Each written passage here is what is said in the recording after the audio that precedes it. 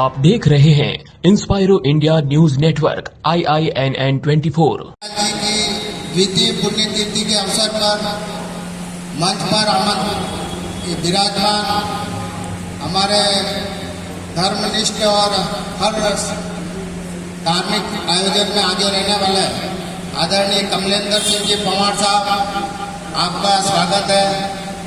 मंच पर विराजमान जगदीश मंदिर के पुजारी आदरणीय हेमेंद्र जी पुजारी, आपका भी मंच पर स्वागत सम्मान है। मंच पर विराजमान हमारे तेलिक साहू महासभा सेवा समिति उदयपुर के अध्यक्ष श्रीमान कैलाश जी साहू आमंत्रित है। मंच पर विराजमान तेलिक साहू समाज उदयपुर के मंत्री लोकेश जी पंचोली, संसदीय मंत्री दिनेश जी दसोरा विराजमान है, जो अभी हम सब मिलकर प्रेस वार्ता को संबोधित करेंगे, वो विराजमान है। और सामने विराजमान सभी मीडिया कर्मी, पत्रकार बंधु विदित है। मैं स्वयं देवेंद्र साहू, प्रदेश कार्यकारी अध्यक्ष तेलिक साहू महासभा, वर्तमान में नगर निगम में जनप्रतिनिधि के तौर पे वार्ड पार्षद और समिति का अध्यक्ष हूँ।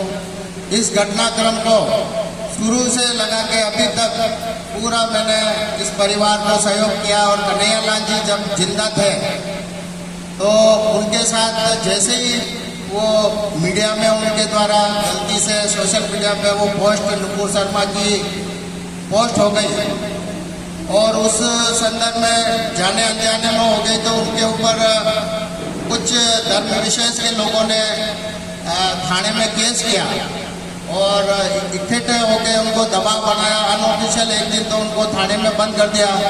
जैसे ही हमको पता लगा कि यार आपके समाज बंधु है और इस तरीके से उनके साथ घटना हुई, तो हम सभी सामाजिक प्रतिनिधि मंडल साथ में जाके उन पर प्रशासन पे दबाव बनाया और उनकी केस लाइन करके उनकी जमानतें कराई। जमानतें कराने के बाद भी रेगुलर उनको धमकियाँ मिल रही थी एक धर्म विशेष के लोगों के द्वारा।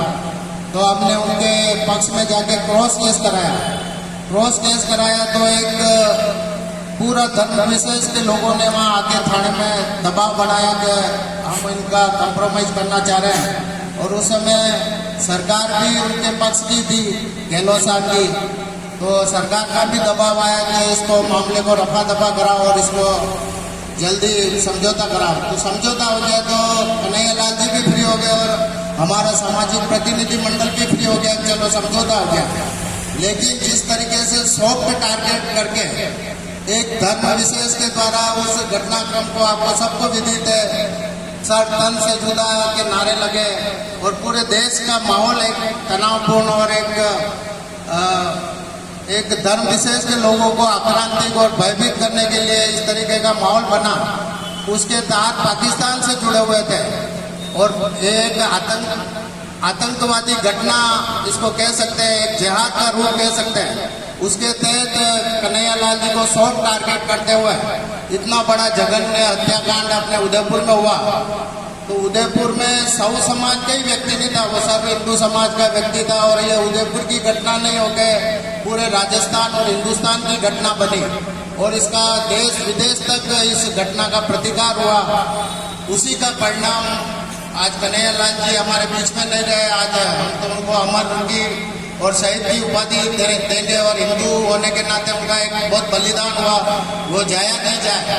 इसीलिए हमने इस पिछली बार भी पुण्यतिथि पे ब्लड डोनेशन कराया और इस बार भी हम पुण्यतिथि पे ब्लड डोनेशन और एक सम्मान समारोह कर रहे हैं।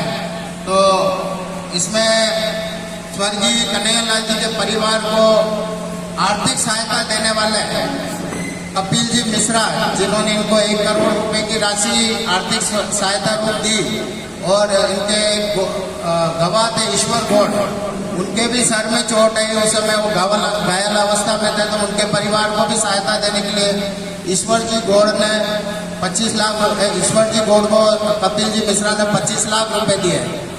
और वो स्वयं कपिल जी मिश्रा ने आने की परमिशन दी और वो आ रहे हैं।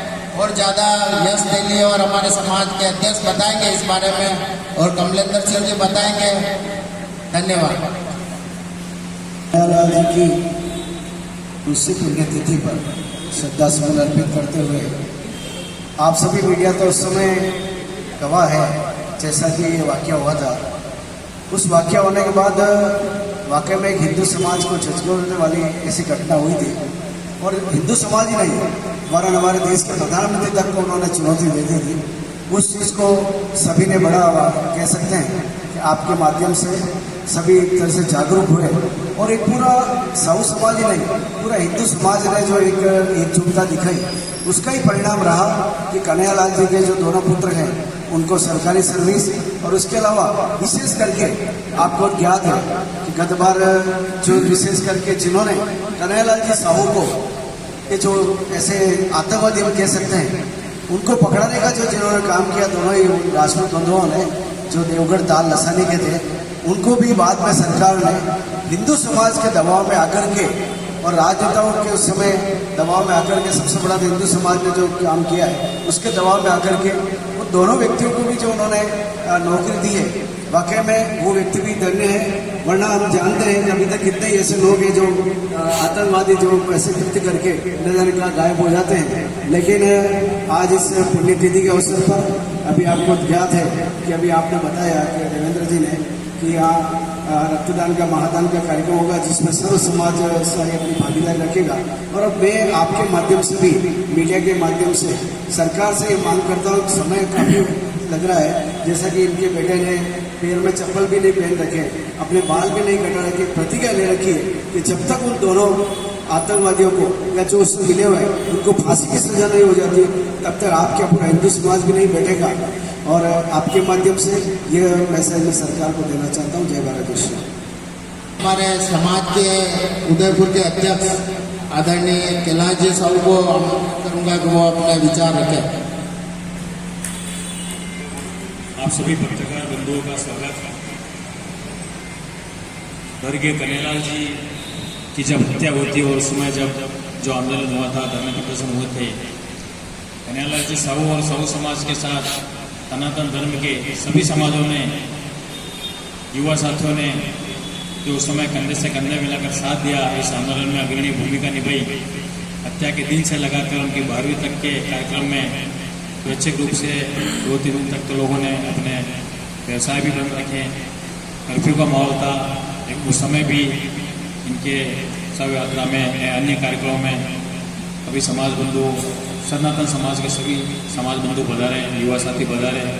इस मंच के माध्यम से और साहू समाज के अध्यक्ष होने के नाते में उन सभी का आभार और धन्यवाद प्रकट करना चाहता हूँ। उस समय जो भामाशाह थे और जो सनातन समाज के जितने भी समाज सनातन समाज में उनके अध्यक्ष और जो प्रतिनिधि थे और युवा साथी थे उस समय का ऋण तो हम नहीं चुका सकते। लेकिन कन्हैयालाल जी की द्वितीय पुण्यतिथि के अवसर पर हमारा एक प्रयास है कि उन संगठनों हिंदू संगठनों के सनातन धर्म के सभी समाज के प्रतिनिधियों को अध्यक्ष जी को उनको एक सम्मान हमारी तरफ से साहू समाज की तरफ से उनको दें। और मैं आपके इस मंच के माध्यम से भी आपसे ये अपील करना चाहता हूँ सभी समाज सर्व समाज बंधुओं से अध्यक्ष जी से कि वह अल्प समय में हमने कार्यक्रम बनाया है। अगर उन्हें सूचना हमारी तरफ से पूरी तरह से भिजवाने का निमंत्रण कोशिश की गई है लेकिन किसी को अगर नहीं मिल पाया है तो कृपया हमसे संपर्क करें। एवं 28 जून को सवेरे रक्तदान का कार्यक्रम रखा है 9 से 3 बजे तक और 3 बजे के बाद में सम्मान समारोह सभी धर्म गुरुओं का समाज सभी संगठनों के अध्यक्ष का सभी समाज के अध्यक्ष जी का जो हमने सम्मान समारोह रखा है वो अधिक से अधिक संख्या में आए। हम आभार प्रकट करते हैं, धन्यवाद प्रकट करते हैं और सभी समाज के प्रतिनिधियों का युवा साथियों का सनातन सर्व समाज के जागरूक बंधुओं का साहू समाज तहे दिल से आभार। स्वर्गीय कन्हैयालाल जी के सुपुत्र यश तेली जी से निवेदन करूंगा कि वो अपना पक्ष रखे कन्हैयालाल जी के इस द्वितीय पुण्यतिथि के ब्लड डोनेशन और सम्मान समारोह के ऊपर। दिनांक 28 जून 2024 के दिन हमने रक्तदान शिविर रखा गया है। वह समाज समारोह 3 बजे से 6 बजे के बीच रखा गया है। इसी के तहत हमने जो भी रक्तदाता ब्लड डोनेट करेगा उसको हमने एक सड़क सुरक्षा को मद्देनजर रखते हुए हेलमेट वितरण करने का निश्चय लिया है। और इसी के साथ जो भी हमारे मुख्य अतिथि श्रीमान कपिल मिश्रा जी जो बीजेपी दिल्ली से है वो इसके मुख्य अतिथि रहेंगे और इस प्रोग्राम में अपना अमूल्य समय देंगे। इसी के साथ हमने 28 जून 2024 के दिन ही अपने जो भी कार्यक्रम है इसको सर्व समाज के बैनर की तरह करना चाहे, जो कि हम जितने भी यहाँ पे उदयपुर के जितने भी सामाजिक स्तर पे जो भी समाज है वो इसमें हमारा सहयोग दे रहे हैं और अपने समाज से सभी भरपूर रक्त प्रदान कर रहे हैं। और इसी के अंदर हम मैंने जो मेरे पिताजी के लिए एक ट्रस्ट का निर्माण किया है, शहीद का चैरिटेबल ट्रस्ट, उसका भी हम उसी दिन वहाँ पे करेंगे कि उसका अनाउंसमेंट कर देंगे उस दिन। जो द टेलर वर्ल्ड स्टोरी करके एक मूवी बनी हुई थी उसके डायरेक्टर उसी दिन वहाँ पर आ रहे हैं और जो भी सूचना होगी मूवी की वो उसी दिन वहीं पर देंगे। अगर इसमें कोई ऑब्जेक्शन होता तो शायद देवस्थान विभाग इसको रजिस्टर्ड नहीं करता, तो सरकारी स्तर पे तो हमारी मांग रहेगी सरकार से कि इसको शहीद का दर्जा दिलाया जाए, क्योंकि निर्दोष एक साधारण व्यक्ति थे, उनका तो कोई दोष ही नहीं था, एक हिंदू होने का दोष मिला उनको कि एक तरह से बलिदान और शहीद की श्रेणी में आते हैं। तो ये इसलिए इस परिवार की इस प्रेरणा से इस नाम को रजिस्टर्ड करवाया। मेरे जो मुख्य फैमिली के सदस्य वही रहेंगे, जैसे कि अध्यक्ष मेरे कजन ब्रदर नीलेश जी है और उसी के अंदर उपाध्यक्ष मेरे मासा जी किशन जी है, वह मेरे मामा जी उसमें सचिव है और मेरी जो माता जी है वो कोषाध्यक्ष है और हम दोनों भाई इस सरकारी पद पर होने की वजह से इसमें सिर्फ एक सदस्य के तौर पर जुड़े हुए हैं। हाँ जी बिल्कुल, ट्रस्ट के रजिस्ट्रेशन के सारे डॉक्यूमेंट्स कंप्लीट हो चुके हैं, बस इसका अकाउंट ओपनिंग बाकी है। ट्रस्ट का मेरे पिताजी का एक सपना था कि वो उनकी कमाई से एक मतलब जो आजकल अपन देख रहे हैं समाज में कि वृद्ध लोगों के लिए मतलब काम नहीं हो पा रहा है, तो मेरे पिताजी का सपना था कि वो वृद्धाश्रम खोले। तो मैं इसी सपने को आगे बढ़ाते हुए मेरे ट्रस्ट के तहत एक बड़ा वृद्धाश्रम खोलने का कोशिश करूँगा और यहाँ पे उदयपुर में ही उसकी जमीन अलॉट करवाऊँगा। मुख्य गवाह एक तो ईश्वर गौड़ और एक राजकुमार शर्मा। राजकुमार शर्मा की लकवा होने की वजह से वो बेड रेस्ट पे है और सरकार ने भी एक स्पेशल कॉरिडोर बना के उसका स्पेशल इलाज करवाया। और अभी हम एक बार कोई दिल्ली की मीडिया आई थी, उसके साथ मैं स्वयं उनके घर पे गया था, तो अभी बेड रेस्ट में बोल रहे चल रहे और ठीक ठाक अवस्था में उनकी बच्ची की भी शादी है अभी 11 जुलाई को। उसी संदर्भ में हमने पूर्व मुख्यमंत्री अभी वसुंधरा जी राजे उदयपुर आई थी, तो हमने ट्राइडेंट होटल में उस परिवार को उनसे मिलवाया भी था। वसुंधरा जी ने पूर्व में यहाँ पे उनके घर पे आके उनकी कुशल से पूछी और उन्होंने आश्वासन दिया कि उनकी बेटी की शादी में मेरे से जो भी मदद होगी वो मैं आर्थिक मदद करूँगी। तो अभी उसी बात को हमने याद दिलाया वसुंधरा जी को, हमारा सामाजिक प्रतिनिधि मंडल साथ में था। तो वसुंधरा जी ने 11 जुलाई को शादी में आने की हामी भरी और वो जो भी आर्थिक सहायता बोली वो उनको देंगी।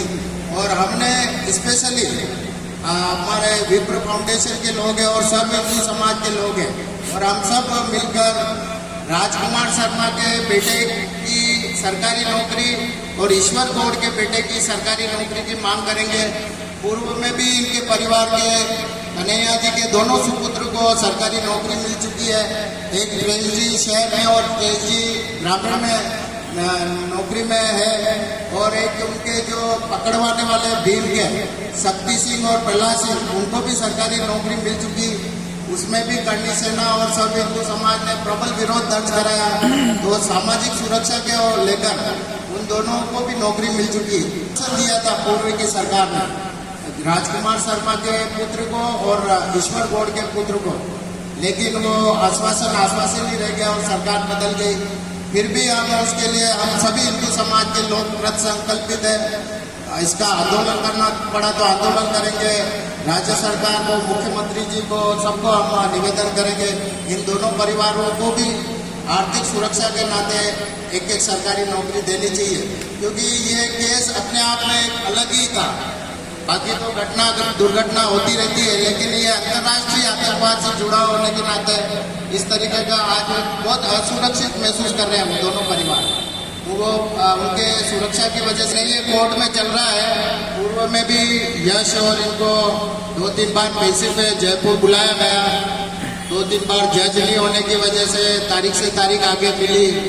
इस बार ये गए यश, इस बारे में यश ही बता पाएंगे अभी क्या चल रहा है और क्या स्टेटस है। इस संदर्भ में मैं भी एक बार इनके साथ जयपुर गया, मुख्यमंत्री जी से हमने मिले और मुख्यमंत्री जी ने भी आश्वासन दिया कि ये केस नहीं कोर्ट में चल रहा है, तो इसका मतलब केंद्र सरकार के हाथ में गृह मंत्रालय, कानून मंत्रालय और मोदी जी ही इस पे स्पेशल संज्ञान ले सकते हैं। हमने मांग की है इस पे special court, special fast track बिठा के जल्दी से जल्दी सुनवाई करके अपराधियों को शीघ्र फांसी की सजा दिलाई जानी चाहिए। ये इनके परिवार की भी मांग है और हम सब हिंदू संगठनों की मांग है, क्योंकि समय रहता है अगर ऐसे मामले में सजा नहीं हुई तो और अपराधियों के और कट्टरपंथियों के हौसले बढ़ेंगे। तो इस केस के बारे में यश तेली बता पाएंगे आपको। मतलब ये जो 6 जून गया, इस दिन मेरी एक पेशी थी जो मतलब 3 से 4 बार चलने के बाद पहली बार मेरी इस बार पेशी हुई है। तो उस दिन मेरे बयान हुए थे और अब जो नेक्स्ट डेट मुझे मिली है उसमें मिलेगी, उसमें क्रॉस होगा जो सामने वाले वकील लेंगे। बस अभी तक इस केस से मतलब हमको इतना ही पता है और 2 साल हो गए अभी तक, और सिर्फ जो मेरे खुद के बयान है वो भी 2 साल में जाके अब हो रहे, तो अपन सोच सकते हैं कि कितना समय ले सकते हैं इस केस के। 300 गवाह कुछ है इसमें। अच्छा, अब सबके बयान होंगे, इसमें टाइम तो लग ही सकता है। बस पर हम यही चाहते हैं कि इन अपराधियों को जल्द से जल्द फांसी की सजा मिले और केस को फास्ट ट्रैक में ले जाया जाए और जल्द से जल्द उनको सजा दी जाए। मैं तो चाहता था कि इन अपराधियों को 3 से 6 महीने के अंदर ही सजा मिल जाए, उसी समय फास्ट ट्रैक पर बिठा दिया जाए। पर 2 साल हो गए, इस कार्यवाही से कोई कुछ नहीं है, मैं तो किया तो नहीं, इस कार्यवाही से कर लो नहीं होता। ये चाहते हैं कि जल्द से जल्द अपराधियों को जल्दी से सजा दे दी जाए और मुझे मेरे कुछ मैंने जो फ्रेंड कर दिया जाए और जल्द से जल्द उनको फांसी की सजा मिलनी चाहिए। मैंने एक मुख्य फ्रेंड ले रखा है कि जब तक इन अपराधियों को फांसी की सजा नहीं होगी तब तक मैं मेरे पिताजी की अस्थियों का विसर्जन नहीं करूंगा। जिस दिन इन अपराधियों को फांसी होगी मैं हरिद्वार जाकर अस्थियों का विसर्जन भी उसी दिन करूंगा।